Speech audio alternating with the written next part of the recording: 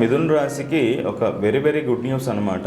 అంటే ఒక 12 సంవత్సరాలకు ఒకసారి గురువు మీ యొక్క రాశిలోకి ప్రవేశం చేస్తూ ఉన్నారు.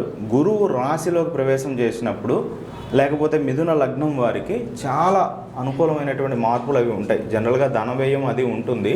కాకపోతే ఏదో అప్పు చేసి ఖర్చు పెట్టడం కాదు, కానీ మీకు ఖచ్చితంగా డెఫినెట్గా మంచి ఫలితాలు మీ యొక్క ఆలోచన విధానం కానీ, పాండిత్యం, ప్రజ్ఞ, తెలివితేటలు, నైపుణ్యం, సంతానం, పూర్వపుణ్యం, గత జన్మలో చేసిన పుణ్యం అనేటటువంటిది ఇప్పుడు అక్కడికి రావటము, మిమ్మల్ని ఇంతకుముందు ఎవరైతే ఏమైనా చేదరించుకున్న వాళ్ళు కూడా మీరే వాళ్ళకి దిక్కయ్యేటటువంటి పరిస్థితులు కూడా బాగా కనబడుతున్నాయి.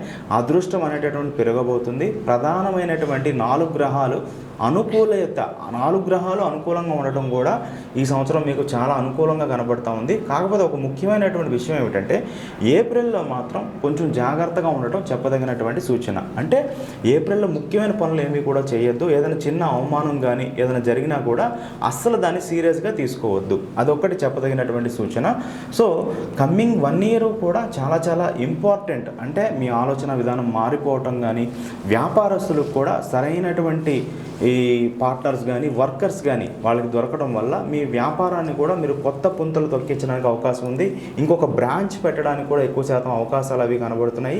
మంచి తీర్థయాత్ర సందర్శనము, దాంతో మంచి డెవలప్మెంట్, ఇంకా పుణ్యం పెరిగి మీరు చేసేటటువంటి పనుల్లో విజయం సిద్ధించడం.